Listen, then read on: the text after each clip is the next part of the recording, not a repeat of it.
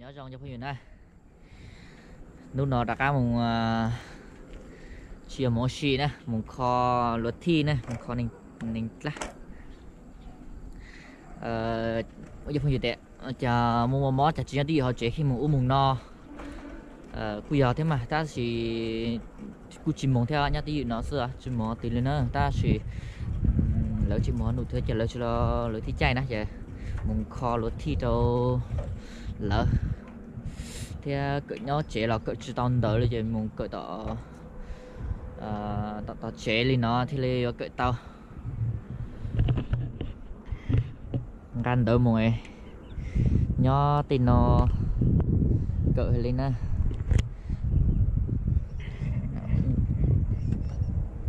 nhìn lòng hơn đây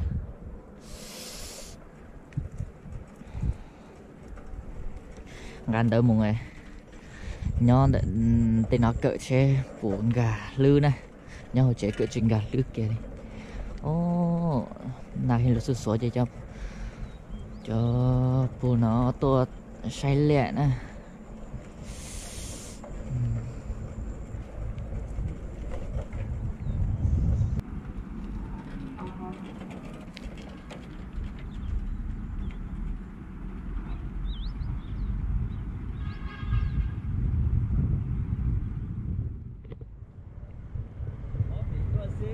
mất chưa mất chưa tôi nó có món mì này à ba nó có món mì của xe lo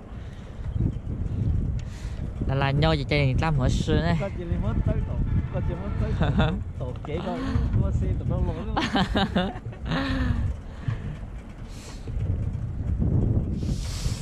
nhau thì này chơi class này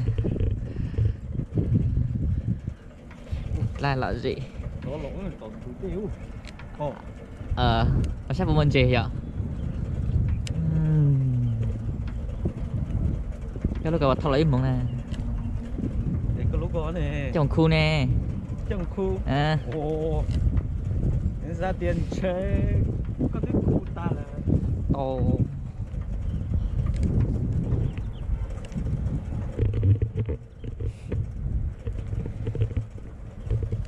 và rau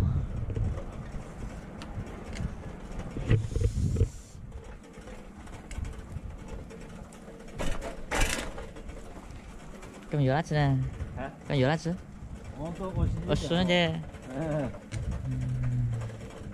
con làm mấy quầy mò bị đặt thế nào đi quay kia sơ hiện ra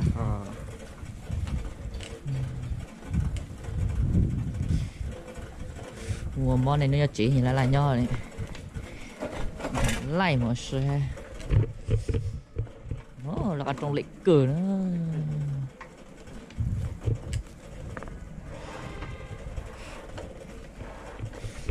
rồi nó khu nó đút chế làm bị le nè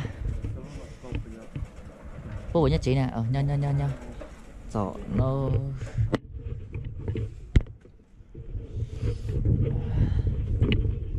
sửa sẽ đạt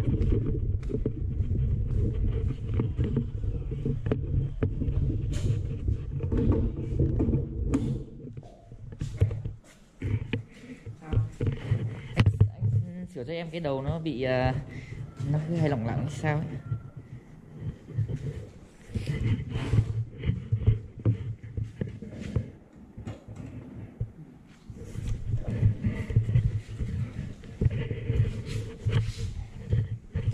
Với anh xem cái chân này có sửa được như thế nào cho nó đỡ nó hơi cong cong sắc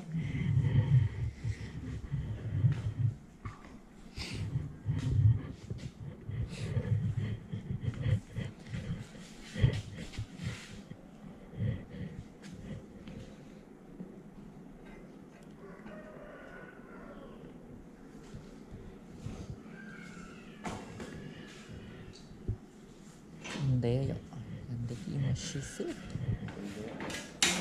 hả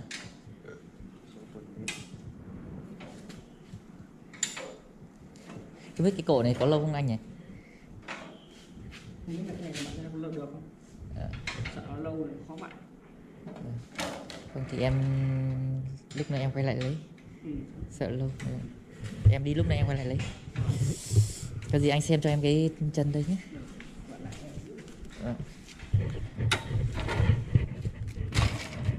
Cặp vật thao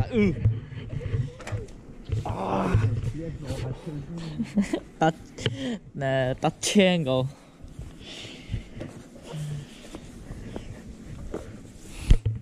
Chia đó, số khối bẹt tao mua.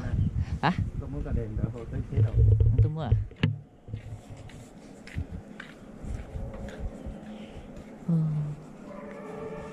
Chạy lượt thì chọn nhẹ cười.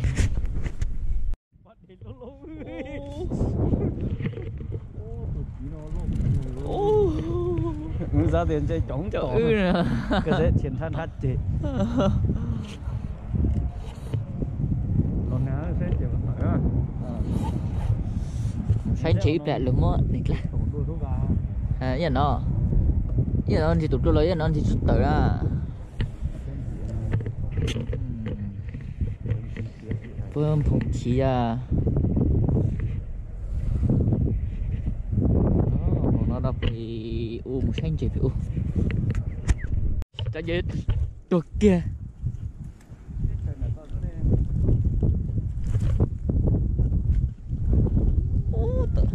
Tọn tỉ ư.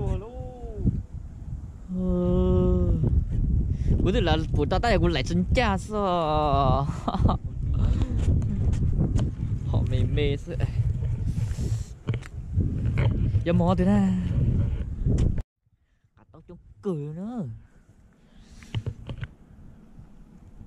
Cả tóc luôn.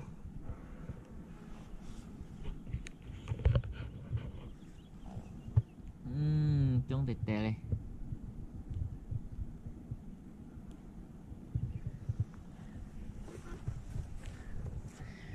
Thì nó chỉ có tụ thì nó tuần ôn gì. Tên gì thật gì? Hả? Hả?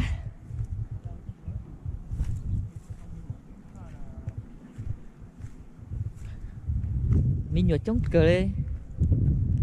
Mình nhớ gì? Rồi họ. Ủa họ nên giật tụ tới kế họ.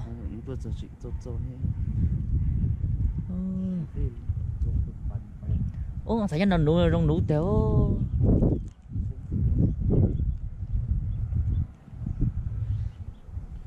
Nên giật. Gì nhất thì nên giật rong tụ cơ. Tôi chân chi giọng bệ cái bấy vụ tuần lên vào to. Đó thì rong nụ nè. Sao rong nụ thì đang sẽ lấy chút tụ lý sư.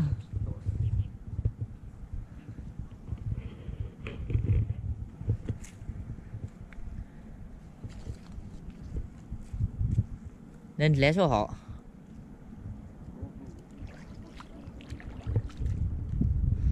liền lúc cơ giờ sơ tụ lý sư.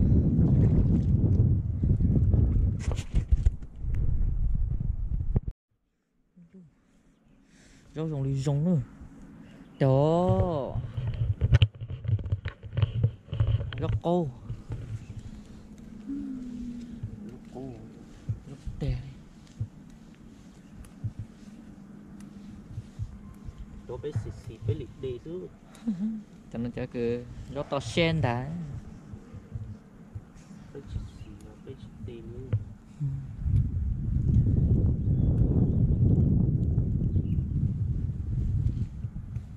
Cho lấy cho em luôn nó lấy cho nó luôn tao nó này cho số nó hết cho gửi lên cái cho chứ Cho nó số cho nó cừ tức kia chắc có anh đã sửa chơi cho rót kè nữa ha mo cho các cừ cho rót kè nó lên khu tôi nè rót ăn chỉ tiền ní rót nó có cho rót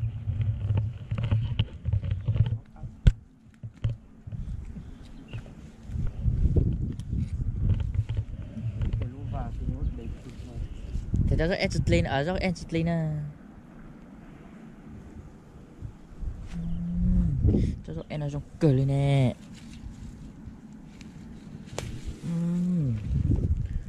cho nó thế nè trong quần nó nè cho nó giống luôn nó đấy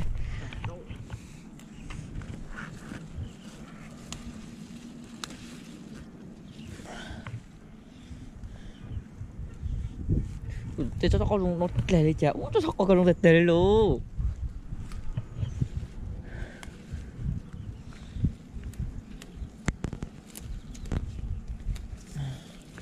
nhom ta đi một trái một con này chỉ mình nhô tê chỉ tuổi không bây giờ đâu tê tê ổ địch ta hệ này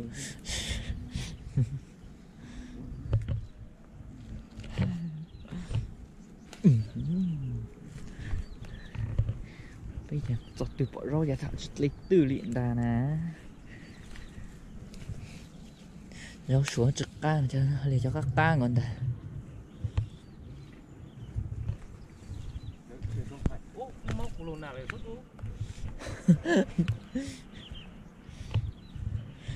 corona đã họ đã chỉ là khí lịch khí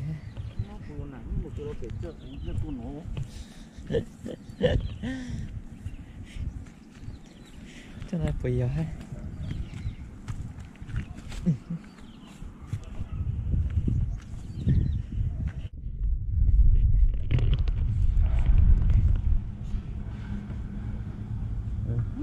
đây là tuổi chỉ tuổi cái lão xì lão dễ xin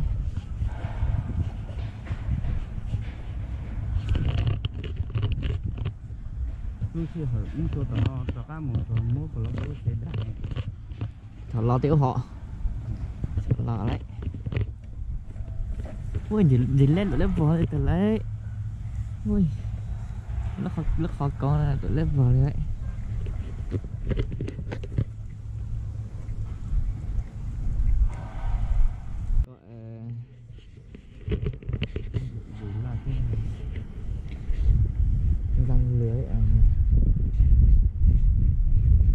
răng lưới cái chuyện chỉ lo hết chứ bây nụ hay ố lấy từ lại cái lại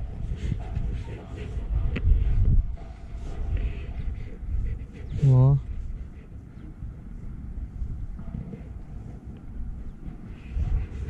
thứ gì anh tại linh lo họ ui mình mình chén lại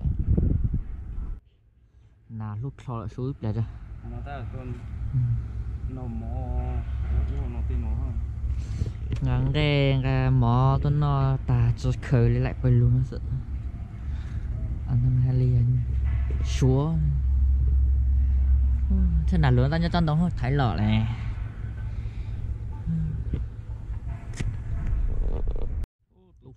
quật ta lên nữa phải tung cho lên cho à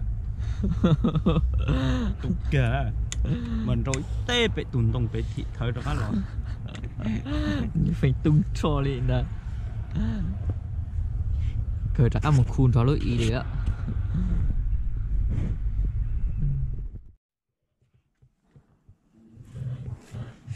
chơi gì chứ xe đấy dây phai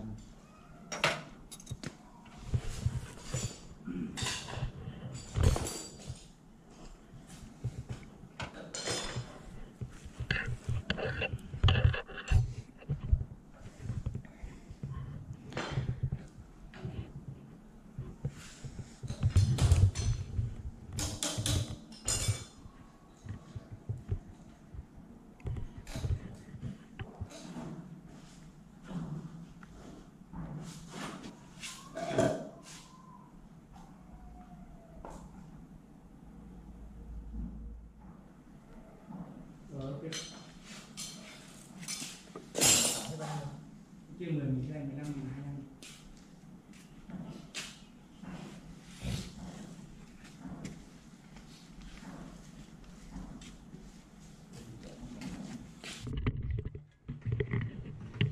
tàu nữa một chế nữa khó kho lên đá nữa.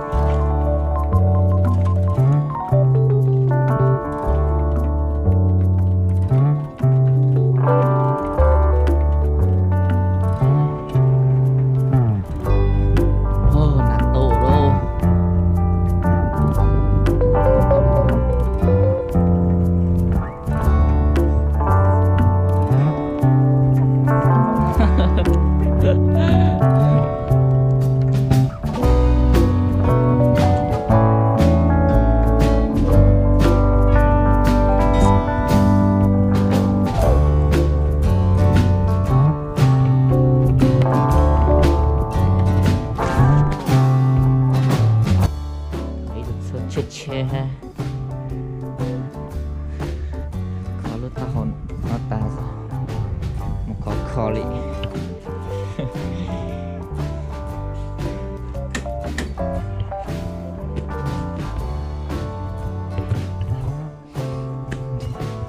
đời mua món nó xưa trong tủ lại thế